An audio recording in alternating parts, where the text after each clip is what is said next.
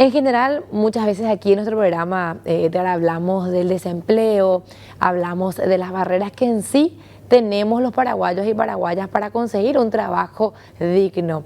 Pero si nos ponemos a ubicar, nos ponemos en esa posición de las personas más vulnerables, de los que tienen y sufren discriminaciones y que llegan realmente a ese extremo de no conseguir por falta de una apertura real del mercado, allí nos encontramos con las personas con discapacidad.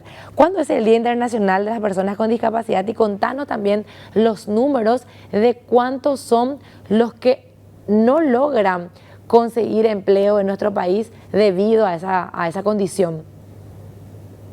Bueno, con respecto a tu primera pregunta, ¿verdad? Es el día 3 de diciembre, es que se conmemora el Día de la Discapacidad.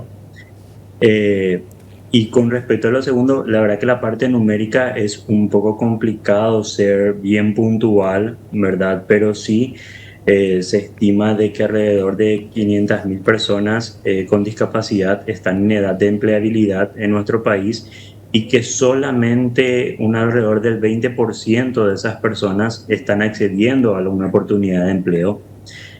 Llámese en instituciones públicas como también en empresas privadas, ¿verdad?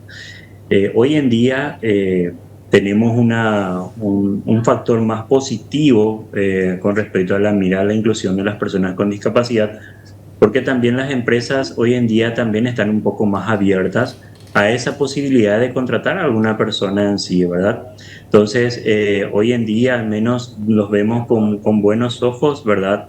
Esa posibilidad de poder incorporar a una persona en el mundo laboral, en el mercado laboral, ¿verdad? Y también tenemos dentro de ellos el programa de emprendedurismo, donde las personas que no tienen también algún tipo de oportunidad en una empresa o institución, pero que sí desarrolló habilidades manuales o lo que fuera necesario, y elaboran productos que se pueden comercializar. Entonces, entre ellos también tenemos personas que emprenden, que también tienen algún tipo de discapacidad, ¿verdad?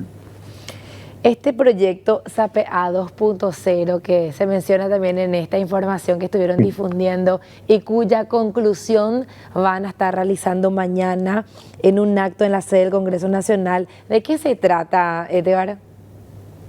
Bueno, SAPEA es un programa que trabajó hace algunos años, que es el SAPEA como tal apuntaba dentro de la Agencia de Cooperación Española, dentro del Plan Internacional, apuntaba hacia el primer empleo de jóvenes, ¿sí? Eh, Tal es así que cuando nace la posibilidad de crear el SAPEA 2.0, entonces ahí hicimos un convenio junto con SAPEA y Plan Internacional y la Agencia de Cooperación Española para que ese mismo programa con miras de primer empleo de jóvenes también sea con un enfoque inclusivo, o sea, trabajar con personas con discapacidad. Y de ello ya llevamos 4 años trabajando con SAPEA, ¿verdad? Que es la oportunidad de formar a jóvenes con cualquier tipo de discapacidad, formarles en habilidades técnicas y habilidades blandas, con miras a su incorporación en el mercado laboral, sea en un empleo formal, que sería ya en una institución pública o privada, como también en el emprendimiento o el emprendedurismo, ¿verdad?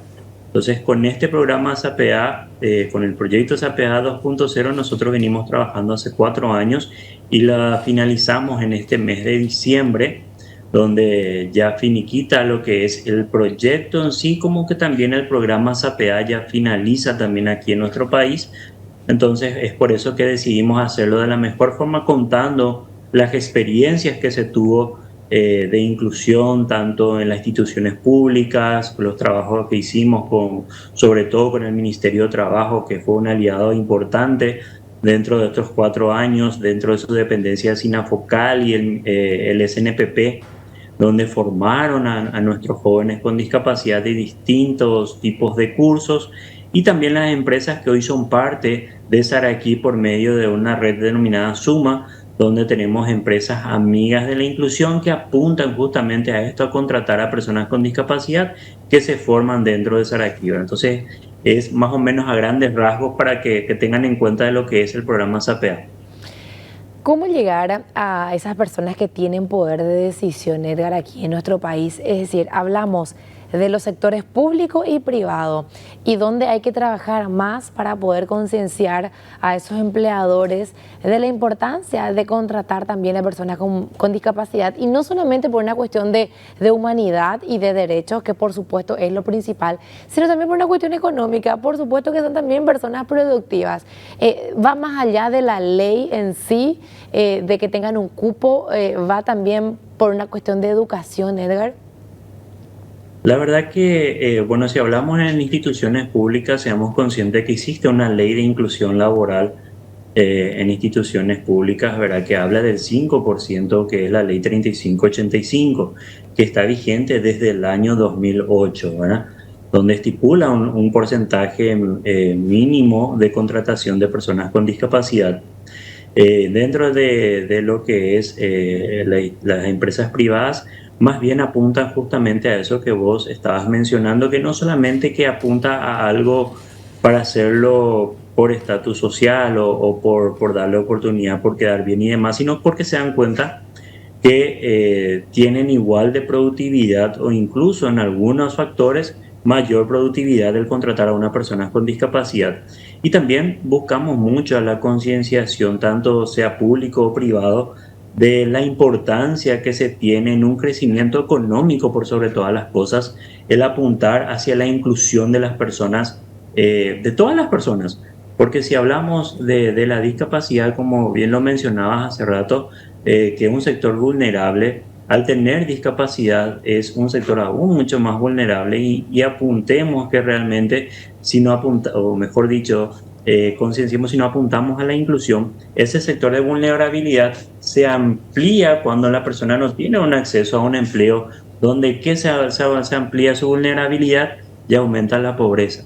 Si al aumentar la pobreza tenemos a personas que no están contribuyendo, no están aportando a un crecimiento económico a nivel país, entonces es un tema realmente relevante al cual nosotros buscamos que se apunte a abordar y por sobre todo invertir en ese punto específico, ¿verdad? Porque imagínate que tenemos, al menos en el penúltimo censo, se arrojaba del 12,4% de la población tenía algún tipo de discapacidad. Entonces estamos hablando de una población mayoritaria, grande, y reciente estaba comentando de que cerca de 500.000 personas están en edad de empleabilidad, y solamente el 20% de esas personas están siendo contratadas hoy en día o están teniendo oportunidad en el mercado laboral. Imagínate de todo ese porcentaje que no llega, que es el 80% de esos 500.000 personas, estamos realmente dejando de percibir un ingreso económico a nivel país, ¿verdad? ¿Por qué? Porque una persona que trabaja se convierte en una persona contribuyente, una persona que tiene esa oportunidad paga el IVA, paga un impuesto, y ese impuesto va al Estado. O sea que al no apuntar hacia la inclusión socioeconómica de todos en igualdad de condiciones, estamos apuntando a un déficit económico bastante grande también, ¿verdad? Entonces, por eso es que nosotros también apuntamos a concienciar desde ese lado, porque a veces decimos no vamos a apuntar por el lado humano, de humanístico, el corazón y demás, pero no va solamente por eso, porque uno también debe tener números reales, algo que sea tangible, y en este caso estamos hablando de algo tangible, ¿verdad? Porque estamos dejando a muchas personas de lado, y quién es el que termina perdiendo, lo perdemos todos. Nosotros como país estamos perdiendo porque no tenemos personas que están contribuyendo. Yo, si estoy vendiendo algún producto, estoy dejando de que una parte de la población adquiera mi producto, y también esa persona que tampoco está trabajando deja de comprar ese producto. O sea, estamos hablando de un déficit bastante grande si es que no detenemos a pensar en algo mucho más tangible, en algo mucho más numérico. Bueno, y finalmente, Edgar, entonces, para conocer estas experiencias, estos testimonios de cómo les fue a estas personas que lograron mostrar también su trabajo, que va a ser mañana, ¿a qué hora van a estar en el Congreso? ¿Quiénes podrían participar? Quizás ahora hay personas que nos están viendo con poder de decisión, empleadores o gente del sector público. ¿Se hace la invitación extensiva en este sentido?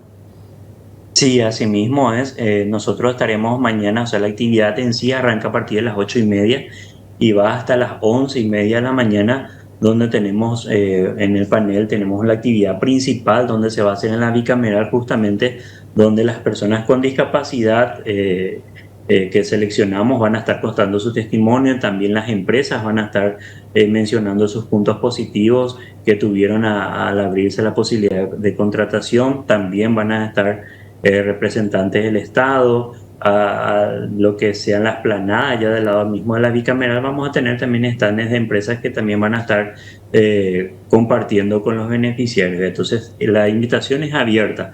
Aquellos que quieran conocer un poquitito más, si son personas con discapacidad y quieren que se les conozca y quieren tener esa oportunidad de poder insertarse dentro del mundo laboral, puede irse.